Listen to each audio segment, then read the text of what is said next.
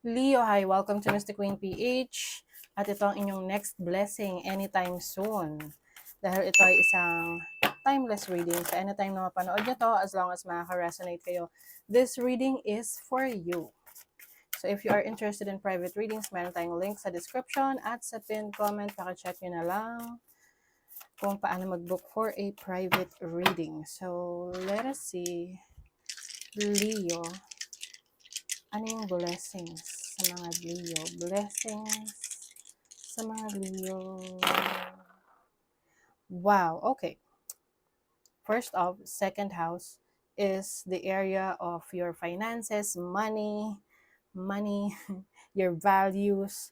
Okay, you have Capricorn energy here and you have South Node. Okay, so some of you, pwedeng meron kayong babalikan na, let's say, properties, trabaho, parang it seems na ibabalik sa inyo ito, no? Let's say, merong opportunity na nawala sa iyo before, babalik to sa iyo. Okay? So that is a blessing para sa iyo, and I think this time aalagaan mo na siya. Parang ano lang parang jowa lang. Yeah, kasi itong South Node is energy ng past and it's in your second house of your values. Yung iba sa inyo, this can also mean your talent, your skill set na hindi nyo pinagtuunan ng pansin ng mga nakaraan, or parang hindi ka naging hindi mo pinursu kasi feeling mo hindi siya practical.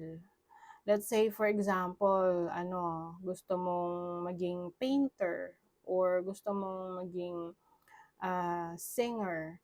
Kaya lang, nung time na yon, hindi siya practical for you, maaring kailangan mong magtrabaho ng something na magbibigay sa'yo ng sure na kita, sure na income, which is being employee, no? Or I think yung iba sa inyo gusto nyo mag-business, pero at that time, parang hindi practical kasi medyo risky. Okay? So, ngayon, bumabalik yung pagkakataon na to. At I feel like you have the strength that you need. You have the discipline that you need. Mas mature ka ngayon, no? To handle the responsibilities. And I think mas na-establish mo na yung sarili mo para i-pursue yung mga gusto mo ngayon, this time. Okay? So, meron kasing iba sa inyo, meron kayong leadership role. Okay? So, you have Tiwas. Tiwas is being the leader, being victorious. So, parang ikaw yung maggagabay, magli-lead. So, pwedeng iba sa inyo, ang isa sa blessing ninyo is managerial position or any leadership role na kung saan you will gain responsibilities, respect, authority. Diba? Ganda. And then you also have, this is Yera. No? So, Yera is harvest, rewards, seasons, patience. So, I think, yung mga pinagpaguran mo, yung mga in-effortan mo sa buhay, ay makikita mo na yung resulta. It's harvest time. No? May mga itinanim ka, nag-invest ka sa stock market, sa real estate, sa relationship. So, makikita mo na yung resulta nung ininvestan mo. Okay? And then you also have Raidu. So Raidu is new beginnings, no? Self-discovery journey. Some of you have travel opportunities. Isa to sa blessing ninyo. At itong travel na to, malaki yung magiging impact nito sa buhay mo kasi doon mo ma-realize what you really want. Okay? Doon mo ma-realize yung purpose mo sa buhay. Kaya nga ini-encourage na, travel. Kasi, you will see a different version of yourself when you travel.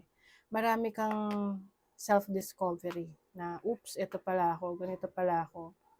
Diba? So, you try to, I think isa yan sa blessing mo, travel opportunities to discover more about yourself. Okay? Let's see what else. Leo.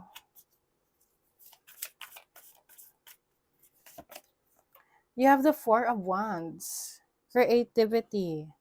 Freedom, oh, that's part of our freedom, yung pag-travel, no?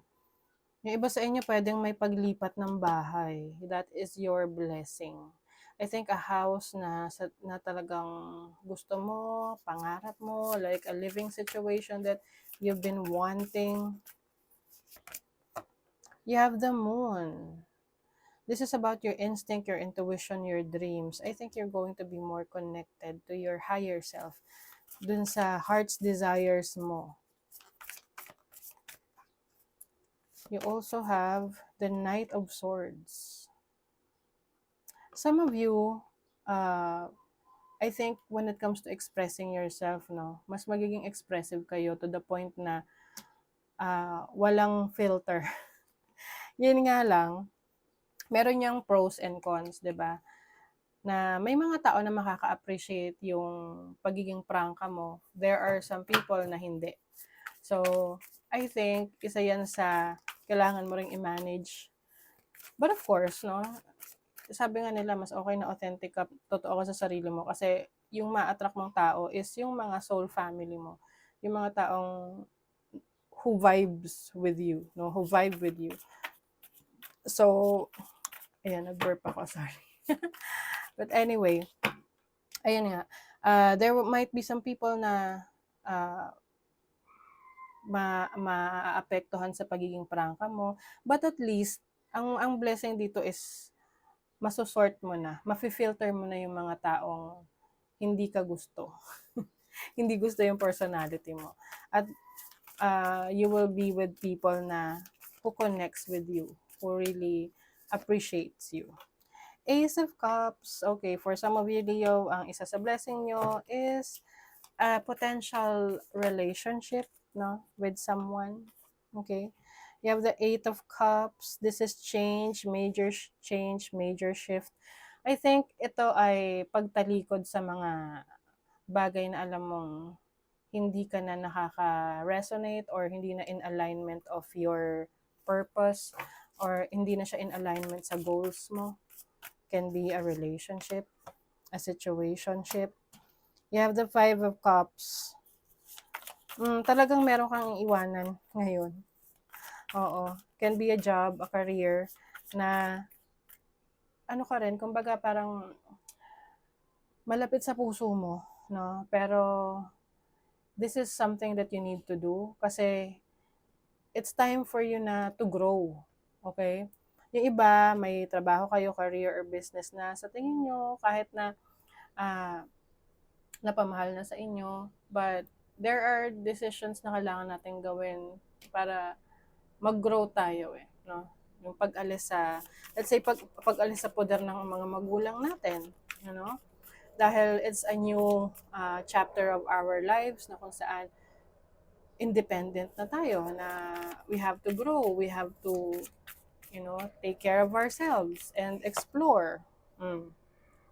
You're going to be successful, Leo. There's victory. I see na you will be more, you will gain more attention, you will be a leader.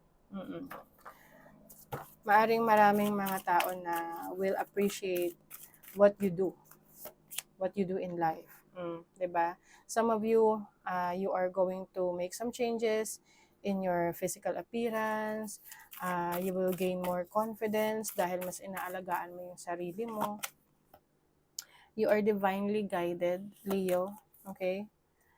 So don't worry kung saan ka man ngayon dinadala ng iyong kapalaran. No? You are divinely guided. And isa sa blessing talaga, romantic connection. Yung mga single dyan na gusto ng new person in your life.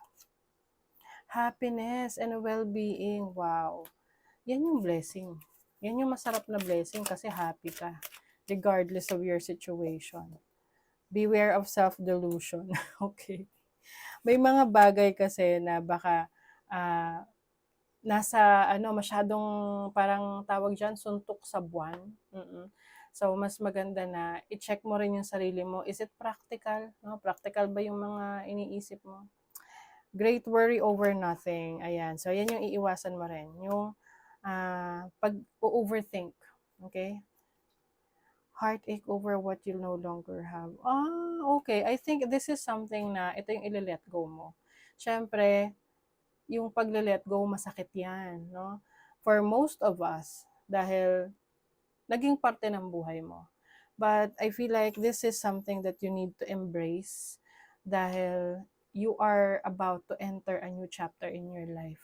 Okay? So that's the blessing. Okay, so that is your reading, Leo. Thank you so much. Bye.